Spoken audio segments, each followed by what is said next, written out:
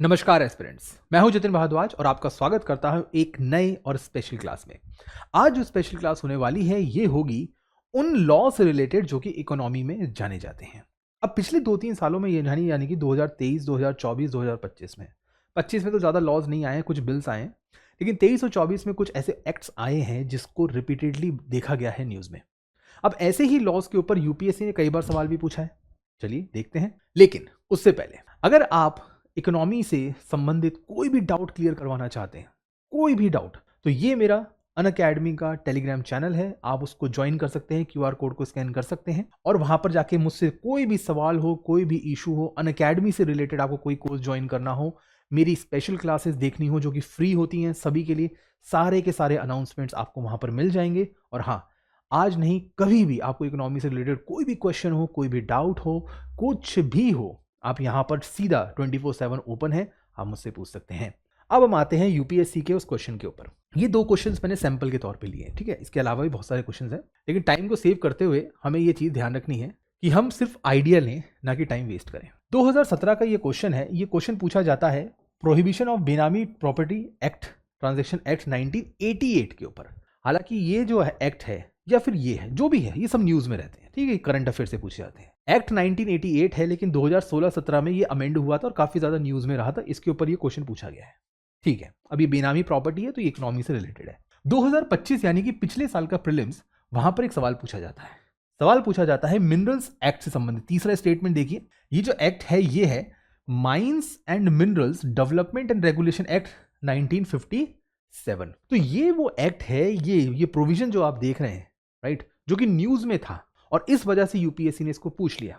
कुछ नहीं पूछा है उस एक्ट के अंदर क्या दिया हुआ है, उसको पूछा है। अब पहले, क्योंकि मैं आपके सामने कम से कम 10-12 लॉज दिखाने वाला हूं, तो उससे पहले मैं आपको 2-3 डिस्क्लेमर बता दूं। नंबर 1, आपको कोई भी कानून ज्यादा डिटेल में नहीं पढ़ना है। सिर्फ 4-5 इंपॉर्टेंट पॉइंट्स होते हैं, काफी है उतने ही पढ़ने, उससे ज्यादा इंपॉर्टेंट पढ़ने की आपको जरूरत नहीं है, ठीक है। कानून कब आया, कैसे पारित हुआ, कौन उसमें प्रोसीजर क्या था, पार्लियामेंट में क्या प्रोसीडिंग हुई, इनके ऊपर कुछ भी ध्यान देने की जरूरत नहीं है। यहां से सवाल नहीं पूछा जाता। कुछ पूछा जाएगा तो 1-2 प्रोविजंस उस लॉ के पूछ लिए जाएंगे, बस, वो भी मेन प्रोविजंस। ये मेन प्रोविजंस है, राइट। ऐसा नहीं है कि कोई बहुत ही ज्यादा डिटेल वाले प्रोविजंस हो, सबसे लास्ट वाले प्रोविजंस हो, आप पूरा कानून बैठ के पढ़ रहे हैं, ऐसा कुछ नहीं। सिर्फ 4-5 इंपॉर्टेंट पॉइंट्स एक कानून में से पढ़ लो, एग्जाम में उसी में से आएगा। तो इसी चीज को ध्यान में रखते हुए चलिए, हमने कुछ लॉज आपके लिए निकाले हैं, इन लॉज को फटाफट देखते हैं। तो पहला जो लॉ है वो है फाइनेंस एक्ट 2024। देखो, हर साल फाइनेंस एक्ट आता है, बजट पास होता है, तो फाइनेंस एक्ट तो ऑब्वियसली हर साल आएगा ही। 2024 वाला इंपॉर्टेंट क्यों है? 3 चीजों की वजह से।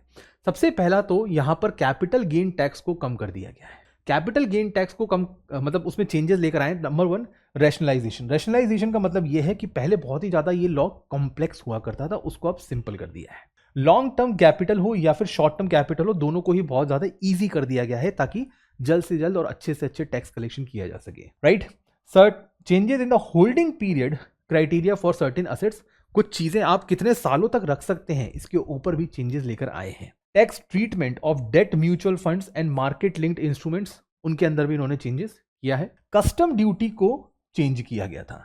कस्टम ड्यूटी कहां किस पे लगती है? वो चीजें जो बाहर से आती हैं, इंपोर्ट्स, राइट, तो वो कस्टम्स होती हैं। तो कस्टम्स, जो चीज इंडिया में एंटर हो रही है उसके ऊपर ड्यूटी लगी जाती है। कुछ चीजों के ऊपर इन्होंने ड्यूटी कम कर दी थी, जैसे क्रिटिकल मिनरल्स, क्योंकि क्रिटिकल मिनरल्स हर चीज के लिए, ऑलमोस्ट हर चीज के लिए आजकल काम आते हैं।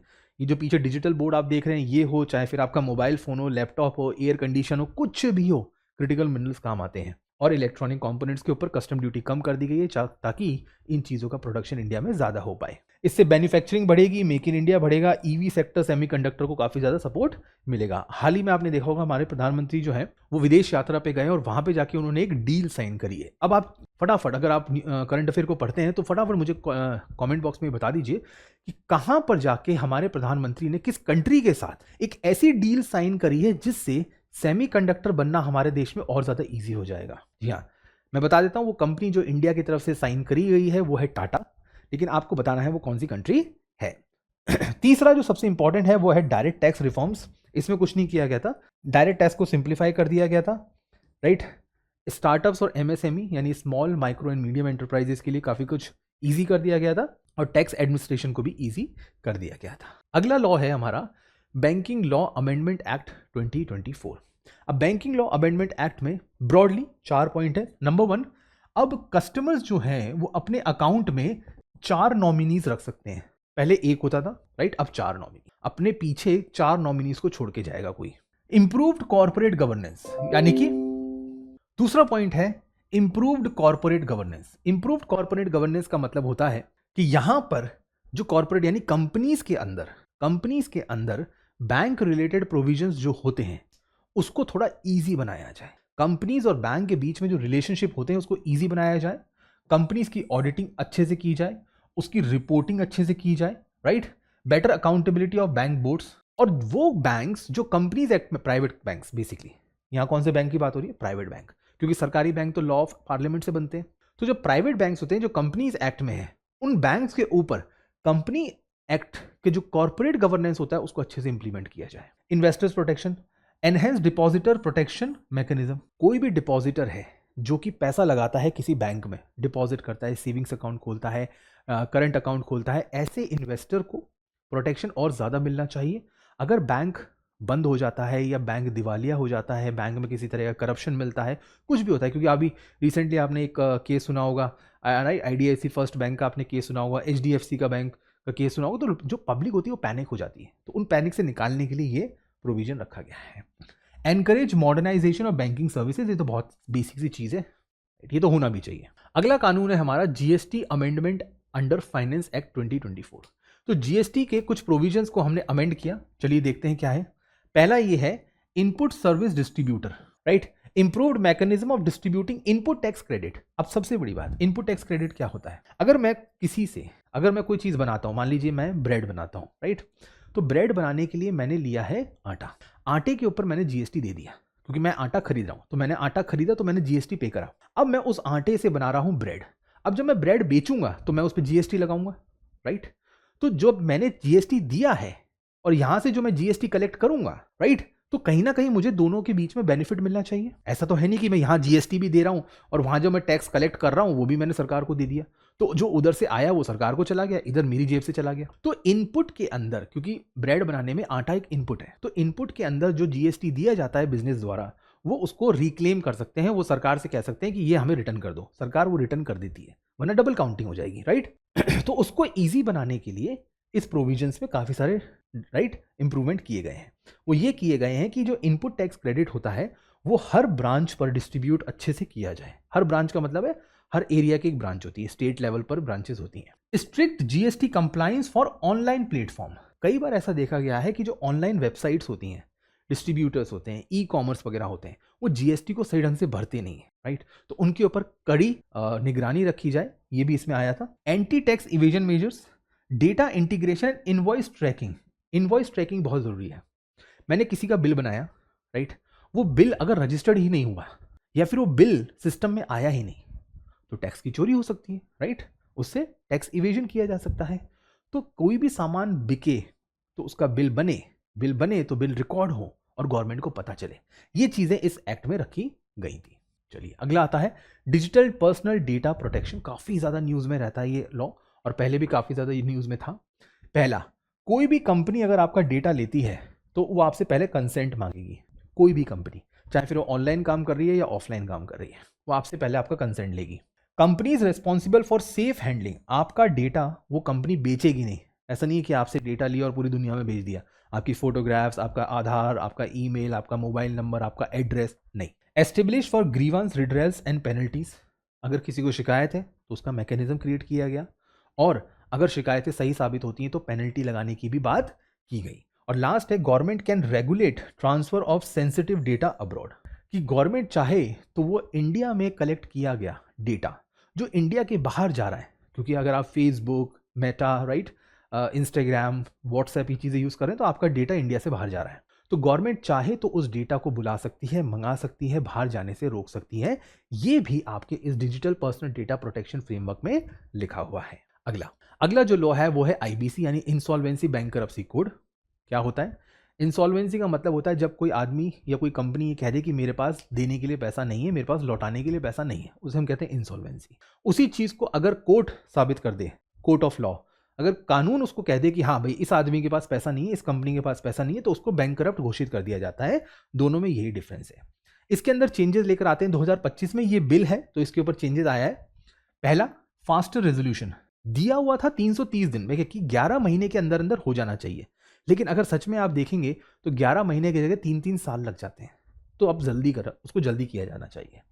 Greater power to financial creditor, भाई जिन्होंने फाइनेंशियल क्रेडिट कौन होता है, जिन्होंने पैसा उधार दिया है जैसे बैंक वगैरह, उनको ज्यादा पावर बढ़ा दी गई, right. Streamline legal process, NCLT जो होता है नेशनल कंपनी लॉ ट्रिब्यूनल, जिसके अंदर सारे ये आईबीसी के लॉज जाते हैं कंपनी रिलेटेड, उसको बर्डन कम करने के लिए क्या कहा है कि साहब लीगल प्रोसेस को स्ट्रीमलाइन करो, ये पेपर वर्क कम करो, ऑनलाइन ज्यादा काम करो, जल्द से जल्द उसको निपटाओ ताकि पेंडेंसी कम हो। Better handling of large corporate groups, group insolvency framework, कई सारी कंपनियों को एक साथ लेकर आओ, एक साथ उनका केस निपटा दो, सिंपल। सेंट्रल जीएसटी अमेंडमेंट 2023, मैंने कहा पिछले 2-3 साल के लॉज हमने एक साथ देखे हैं, इसमें भी 3-4 प्रोविजंस हैं।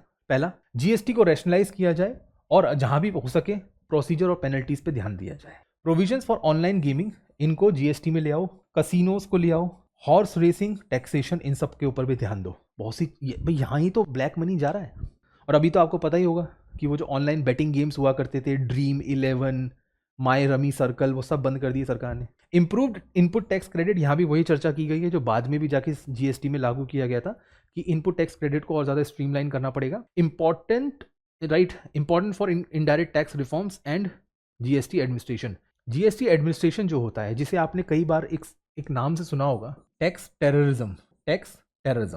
तो टैक्स टेररिज्म जो है, राइट, उसके ऊपर भी हमें ध्यान देना है कि भाई कहीं ऐसा ना हो कि जीएसटी ऑफिसर जो हैं वो पब्लिक को जाके हरेस करें, उस पर भी ध्यान देना है। Mines and minerals development regulation amendment act 2023 जो यूपीएससी ने पूछा भी था, यहां पर लास्ट पॉइंट में मैंने वही लिखा हुआ है जो क्वेश्चन में भी आया था, लेकिन उसके अलावा बाकी चीजें भी देख लेते हैं। प्राइवेट सेक्टर जो है वो पार्टिसिपेशन कर सकता है एक्सप्लोरेशन पे क्रिटिकल मिनरल्स के ऊपर। क्रिटिकल मिनरल्स बहुत ज्यादा न्यूज में है, क्रिटिकल मिनरल्स के ऊपर अच्छे से तैयारी करके जाना, 1 से 2 क्वेश्चन इकोनॉमी, एनवायरमेंट, ज्योग्राफी फंसेंगे, राइट। तो अब प्राइवेट सेक्टर भी साहब ये क्रिटिकल मिनरल्स निकालने में मदद करेगा। लिथियम, कोबाल्ट, निकल, रेयर अर्थ एलिमेंट्स, ये सारे के सारे क्रिटिकल मिनरल्स हैं, इसके ऊपर अब हम निकालें, क्योंकि चाइना के ऊपर डिपेंडेंट क्यों रहना है भाई, पूरी दुनिया चाइना पे डिपेंडेंट है, हम भी वही कर रहे हैं। और इंडिया के पास अच्छा खासा रिजर्व है, ऐसा नहीं कि इंडिया के पास रिजर्व नहीं है, तो हमें बनाना है ना, उसको निकालो और काम में लो। यही यूपीएससी ने पूछा था कि इंडिया के पास कितने रिजर्व है। इंडिया, उस यूपीएससी ने कहा था कि सारे के सारे मिनरल्स के रिजर्व इंडिया के पास हैं, नहीं, सारे नहीं है, ठीक है। एनकरेज इन्वेस्टमेंट लेकर आओ, टेक्नोलॉजी लेकर आओ, important of energy transition, EV sector को प्रमोशन करो, मिनरल सिक्योरिटी लेकर आओ, इंपोर्ट्स डिपेंडेंट कम करो। मिनरल सिक्योरिटी का मतलब क्या है कि भाई इंडिया में बनाओ, इंडिया में ही यूज करो, इंडिया से ही निकालो। लास्ट वाला है, सेंट्रल गवर्नमेंट जो है वो ऑक्शनिंग कर सकती है माइनिंग लाइसेंस के, और राइट कॉम्पोसाइट लाइसेंस, अगर कुछ 3-4 मिनरल्स एक साथ एक ही जगह मिलते हैं तो उसका कॉम्पोसाइट लाइसेंस भी जो है सरकार वो दे देगी। ये लास्ट वाला पॉइंट यूपीएससी ने पूछा गया था अपने एग्जाम में। मल्टी स्टेट कोऑपरेटिव सोसाइटी, सबसे पहले कोऑपरेटिव सोसाइटी क्या होती है, कुछ लोगों ने मिलकर एक ऑर्गेनाइजेशन बनाई, सबने अपनी जेब से पैसा डाला और उस ऑर्गेनाइजेशन के मेंबर बन गए, फिर उन लोगों ने उस पैसे को उठाया और अपने ही किसी मेंबर को लोन दे दिया, ये हो जाती है कॉर्पोरेट सोसाइटी, कोऑपरेटिव सोसाइटी, ठीक है। ये सोसाइटी एक स्टेट के अंदर काम करती है। कई बार एक सोसाइटी, ये जो ये कॉर्पोरेटिव है, ये 1 से 2 से ज़्यादा स्टेट में काम करते हैं, जैसे राजस्थान उत्तर प्रदेश में भी काम कर रहे हैं, या फिर आप समझ सकते तमिलनाडु और केरला में भी काम कर रहे हैं, केरला में भी एक साथ काम कर रहे हैं, तो उनकी ब्रांचेस अलग अलग जगह हो सकती है। जब किसी भी कोऑपरेटिव सोसाइटी की ब्रांच 1 से ज़्यादा स्टेट में होती है तो उसे मल्टी स्टेट बोला जाता है। यहाँ पर सेंट्रल गवर्नमेंट कंट्रोल करती है, स्टेट गवर्नमेंट नहीं, सेंट्रल गवर्नमेंट का कंट्रोल होता है, राइट। क्योंकि अगर हम स्टेट्स के हाथ में दे देंगे तो कौन सा स्टेट करेगा, यूपी या राजस्थान, तो कंफ्यूजन ही हटा दिया, सेंट्रल करेगी। क्या चेंजेस इसके अंदर हमने इंट्रोड्यूस की हैं? सबसे पहला है reforms to improve transparency and democratic functioning, क्योंकि आए दिन हम सुनते हैं, जैसे कोऑपरेटिव बैंक जो था महाराष्ट्र का, जो कोऑपरेटिव बैंक के बारे में आपने सुना होगा, उस कोऑपरेटिव बैंक में सबसे बड़ी इशू ये आया था कि साहब वहां के कोऑपरेटिव बैंक में जो लोग हैं, जो एम्प्लॉइज हैं, उन्होंने पैसे की हेराफेरी कर दी और जो डिपॉजिटर्स थे उनको प्रॉब्लम हो गई, राइट। क्योंकि यहां पर सिर्फ मेंबर्स के अलावा पब्लिक भी पैसा जमा करा सकती है ना, तो पैसा लेके रफा दफा हो गए, भाग गए। तो उनके ट्रांसपेरेंसी के अंदर चल क्या रहा है बैंक में वो पता होना चाहिए। एस्टेब्लिश्ड कोऑपरेटिव इलेक्शन अथॉरिटी, क्योंकि कोऑपरेटिव बॉडीज जो होती हैं वहां पर मेंबर्स और उनके जो हेड होते हैं उनका इलेक्शंस होता है, अंडर कोऑपरेटिव सोसाइटीज एक्ट उनका इलेक्शंस होता है। और ये तो कॉन्स्टिट्यूशन में भी दिया हुआ है, राइट, हमारे कॉन्स्टिट्यूशन में भी लिखा हुआ है। तो उसके इलेक्शंस के लिए अलग से बॉडी बनाई जाएगी। अगर कोई भी शिकायत है तो उसके लिए ओम्बड्समैन रखा जाएगा। स्ट्रेंथन अकाउंटेबिलिटी इन मल्टी स्टेट कोऑपरेटिव्स, अगर कोई भी गलती करते हैं तो अच्छे से उनको ट्रीटमेंट दिया जाए, उनकी अकाउंटेबिलिटी एस्टेब्लिश की जाए कि भाई तुम ही जिम्मेदार थे अगर कुछ गलत हुआ है तो, क्योंकि जब तक डर नहीं आएगा ये काम चलता रहेगा। Important for rural economy, agriculture, cooperative federalism, इन्होंने सिंपल इस रूल के लिए कह दिया कि भाई हम जो भी चेंजेस लेकर आ रहे हैं वो सिर्फ इसलिए लेकर आ रहे हैं ताकि रूरल इकोनॉमी को सपोर्ट मिले, एग्रीकल्चर सेक्टर को सपोर्ट मिले, क्योंकि यही वो एरियाज हैं। फिर आता है जन विश्वास एक्ट 2023। कुछ नहीं करना है, विश्वास क्रिएट करना है। क्या करना है साहब? छोटे छोटे क्राइम करने वाले लोग, छोटे छोटे ऑफेंस, क्राइम तो नहीं कहूंगा, छोटे छोटे ऑफेंस करने वाले जो लोग हैं, राइट, जो कि मल्टीपल बिजनेस रिलेटेड हैं, छोटे छोटे क्राइम कर रहे हैं, छोटे छोटे बिजनेस, राइट, उनसे रिलेटेड उसको डीक्रिमिनलाइज करना है। Number 1, replace imprisonment provisions with monetary penalties in many cases, कि भाई आप पैसा दो और निकल जाओ। किसी भी इंसान ने कोई छोटा मोटा ऊपर नीचे हेर फेर करिए, ठीक है, आप पेनल्टी भरो, निकलो, क्योंकि वो केस लड़ते रहोगे तो वो चलता रहेगा, सालों साल चलता रहेगा।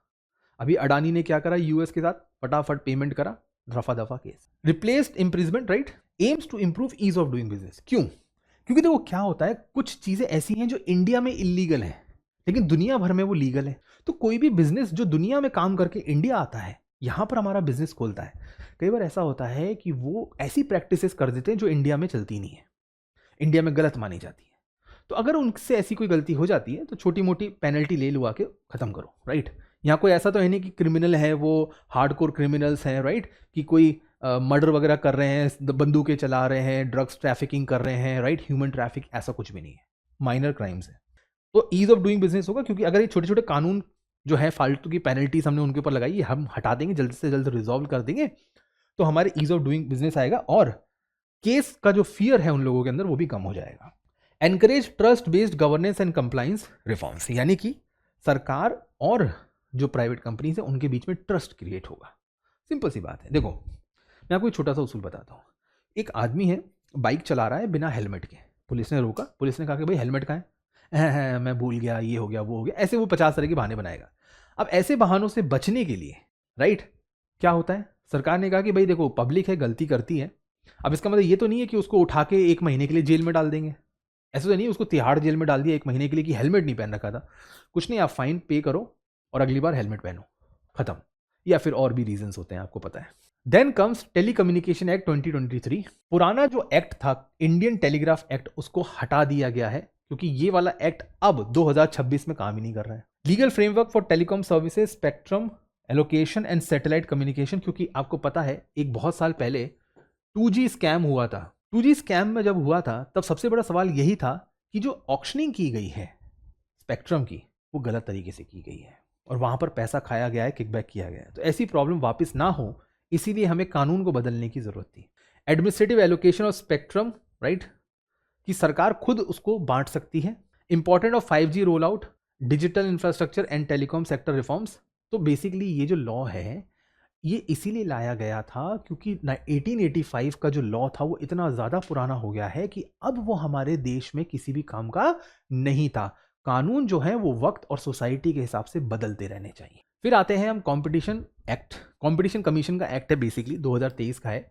तो पहली चीज़ जो इन्होंने करी वो ये, strengthen the power of competition commission of India. Competition commission of India क्या करता है? Prevent monopoly. ये किसी भी तरह से मोनोपोली बनने से रोकता है, कंपटीशन को प्रमोट करता है। जहां 2 कंपनीज हैं, कंपटीशन कमीशन चाहेगा कि वहां पे 4 कंपनीज आ जाए, और अगर एक बड़ी कंपनी छोटी कंपनी को परेशान कर रही है तो उस पर पेनल्टी लगाई जाए। Introduce faster approval for merger and acquisition. ठीक है, फटाफट मर्जर एंड एक्विजिशन करो, अगर सही है तो उसमें फालतू की रुकावटें ना हो। जैसे आपने देखा होगा कि फ्लिपकार्ट, राइट, फ्लिपकार्ट को वॉलमार्ट में खरीद लिया, ठीक है, 2 कंपनीज मर्ज हो जाती हैं।